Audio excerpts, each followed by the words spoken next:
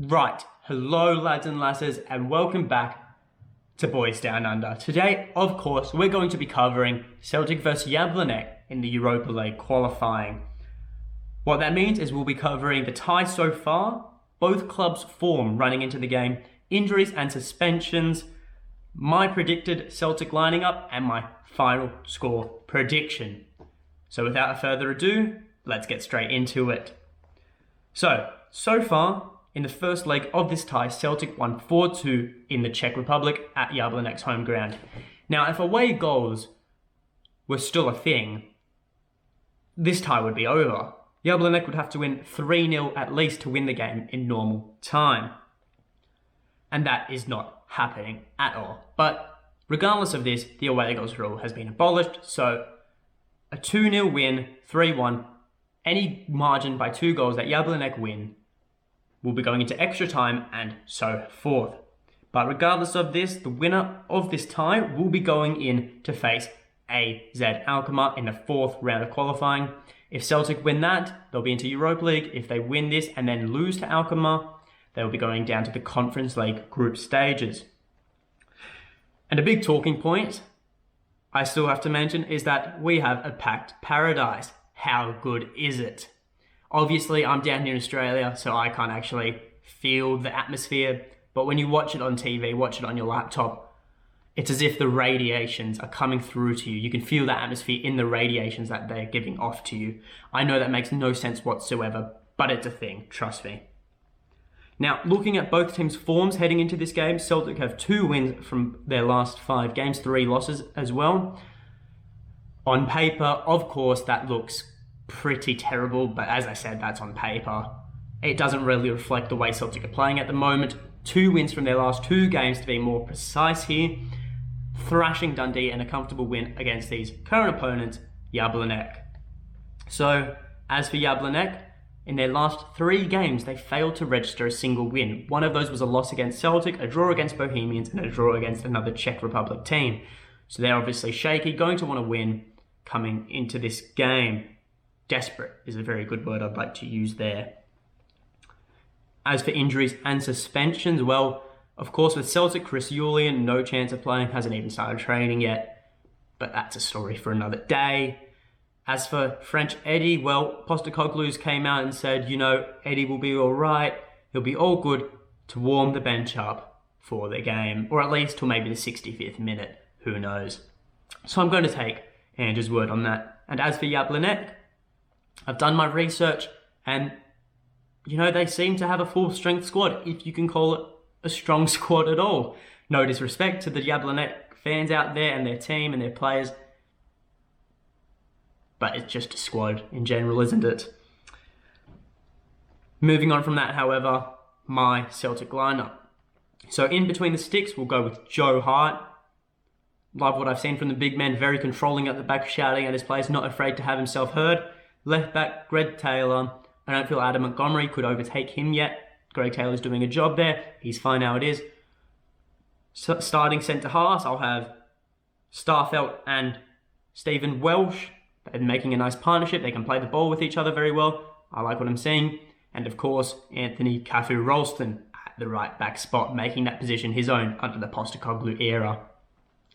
As a holding midfielder or CDM, of course, Captain Cam. Love what I saw against Dundee, really controlling the pitch. He was everywhere, even as a CDM, getting up the field, down the field, retrieving that ball, playing the right passes. Loved it. As a number 8 and a more roaming role, I'd say David Turnbull. I'll move on to that position a bit later, but for now, David Turnbull. On top of them, in a triangle, of course, Wizard from Oz, the Wizard from Down Under, Tommy Rogic. Love what I saw. Very nice deft touches in that game. Probably could have got a couple of assists to Kyogo. I love what I saw from him. He looks rejuvenated. I'm much, much, much happier with him. Left and right wing, same again. Christie on the left, outstanding against Dundee. Could not lose a spot. Abada, instant impact in the squad. Attacks the players with the ball. He doesn't look to pass. He looks to go and attack. He wants to go forward. It's perfect for a Celtic winger. And then up top, the man from Japan. Who else? Kyogo Furuhashi. Now, I did mention that I would be coming back to Turnbull's spot, the number 8 role. Now, but first, in the last video, I said Kyogo Furuhashi was a number 9.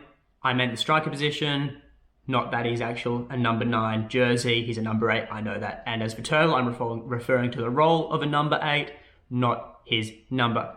Anyways, that was a side note. Moving on from that, the reason I'm a bit hairy on the Turnbull spot is not because of Turnbull. I love what Turnbull's doing. I think he's a really good player.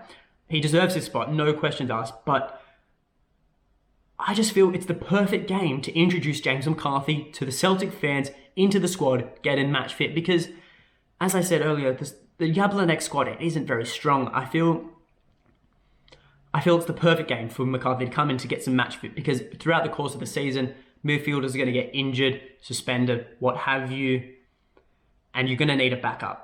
And if McCarthy's that backup or Turnbull's that backup, regardless, they both need to be able to play a full 90 minutes and top quality 90 minutes, not as if they're slugging around.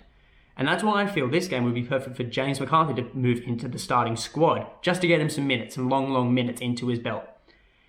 Obviously, if he isn't fit enough, I'd love to see him brought on midway through the game. Still a great way to introduce him to Celtic fans and get him some match fitness. Even if the tie seems to be over, it will still be good for the player. Now, I know I'd say I'd go on to my final score prediction, but if you are watching this video and enjoying my content, I would really be thankful for a like and to subscribe. Look, it's 2 clicks. You don't have to do it now. You can do it at the end of the video. The option's always there. If you don't like this video, you don't have to do it for this video, but if you like my next, it would be much appreciated. All the support helps, and it's a really good indicator to me that you guys are enjoying this content and want to see more of it. That was my little message, but now to my final score prediction, and I'll give a reason for this.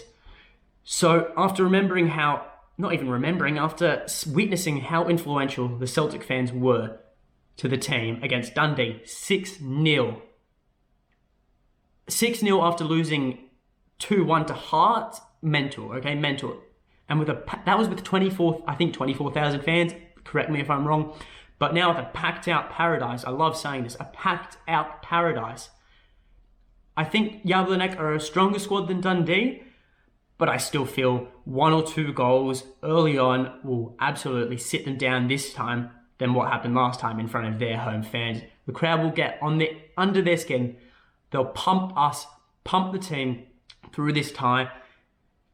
And with that, I'd say it will become annihilation. 1 or 2 early goals. Think a strong 5-0 final score.